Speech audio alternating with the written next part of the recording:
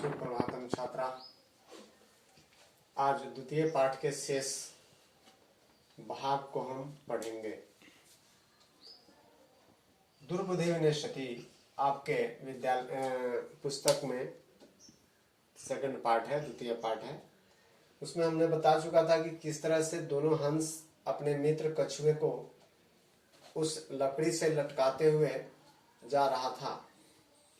यहाँ तक कहानी सुन चुके थे। इसके बाद है जब वह दोनों हंस उस लकड़ी को अपने चोंच में पकड़कर और उस कछुए को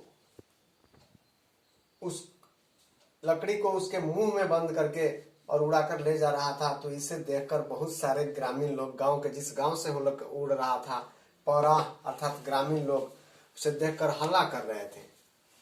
ठीक है, हल्ला करने के बाद वो कह रहे थे कि अभी मैं ये कछुआ गिरेगा तो मैं इसको पकाकर खाऊंगा। तो कोई कह रहा था इसे सर के तालाब के किनारे ले जाऊंगा, वहां पर खाऊंगा। कोई कह रहा था इसे घर पे ले जाऊंगा। इस तरह से उस कछुए को क्रोध आ जाता है। अगली कथा ये है, क्रोध आने के बाद वह बोलता है और बोलने के बाद उसके मुंह से वो दंड छूट जाता है और वह पृथ्वी पर गिरकर उसकी मृत्यु हो जाती है।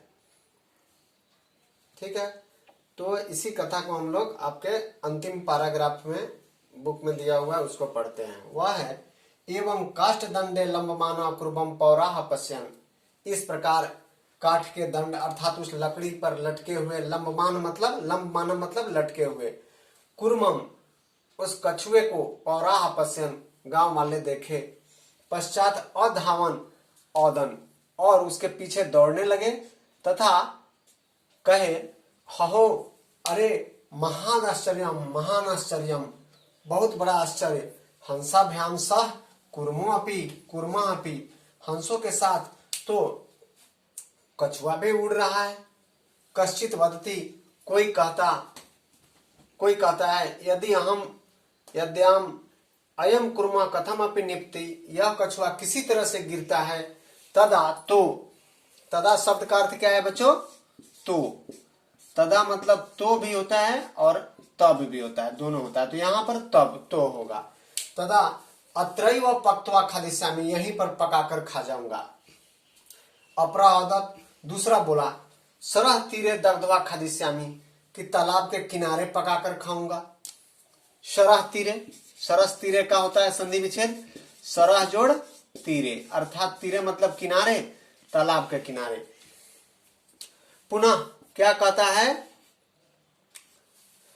अन्य कथयत दूसरे बोले गृहम नीत्वा भक्षिष्यामि, और घर पे लाकर खाऊंगा। नित्वा नी धातु है, मूल धातु इसमें नी है, ले जाना, और जोड़ कत्वा प्रत्यय ले जाकर। तो क्या घर पे ले जाकर, नित्वा भक्षिष्यामि तेषाम तद वचनम श्रुत्वा, इनके वचन को सुनकर, उन लोगों के वचन को सुनकर कुर्मा क्रुद्धा जाता, उस कछुए को क्रोध आ गया। मित्राभ्याम दत्तम वचनम विस्मृत्या, मित्रों के द्वारा दिए गए वचन को भूल गया। सहदत्त और वह बोल उठा एवं भस्म खादत, तुम राख खाओ।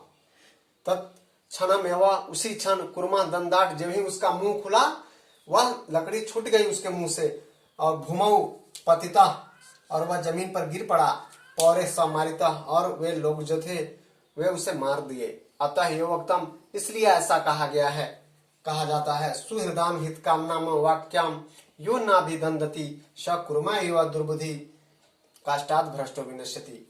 कहने का अर्थ जो अपने हितकामियों के हित की कामना करने वाले को, लाभकारी आपके बारे में जो अच्छा सोचते हैं, उनके बातों का अगर अभिनंदन नहीं करते हैं, स्वागत नहीं करते हैं, उनको मानते नहीं है, ठीक है, अवमानना करते हैं, तो स कुर्मा एव दुर्बुद्धि, वह व्यक्ति उसी कुर्म की तरह, उसी कछुए की तरह क्या हो जाता है? काष्ठात् भ्रष्ट विनश्यति, जिस तरह वह लकड़ी से गिरकर भूमि पर मर पड़ा, उसी तरह से व्यक्ति अपने रास्ते से भटक कर और विनाश हो जाता है, उसका नाश हो जाता है। बच्चों इसमें है ना अभिनंदती, ना अभिनंदती, ना अभिनंदती का क्या होगा? न जोड़ अभिनंदती। अभिनंदती मतलब स्वागत करता है, मानता है, ना मतलब नहीं। इसका संधि विच्छेद है, यहाँ पर दीर्घ संधि है, अ जोड़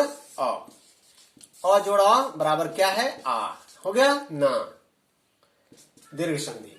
और क्या है इसमें देख लीजिए, तत्क्षणमेव, तत्क्षणमेव को तोड़िए, तत् जोड़ क्षणम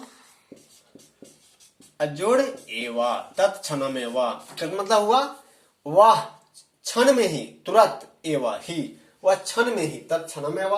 संधि विच्छेद है, यह है व्यंजन संधि और यहां भी दोनों जगह व्यंजन संधि है। ठीक है, तो तत्क्षणमेव हो गया। अब क्या बचा, नीत्वा हो गया। विस्मृत्या, विस्मृत्य शब्द में देखिए ये धातु रूप है, यहां पर वी उपसर्ग है, वी जोड़ अस्मृत धातु हो गया, याद करना, और ल्यप प्रत्यय लगा हुआ है, यह ल्यप प्रत्यय। इसका अर्थ क्या होता है, भूलकर, इसका अर्थ हुआ भूलकर। सुने, तो ये दो धातु रूप है, नीत्वा और विस्मृत्य। बाकी सब संधि विच्छेद होगा। इस तरह से आप पढ़ते जाएंगे, इसका अर्थ समझकर और प्रश्नों का उत्तर देंगे। वर्कशीट में बताया जाएगा आपको।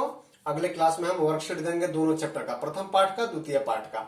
इसको पुनः आप इसके शब्दों को देखेंगे, याद करेंगे। धन्यवाद।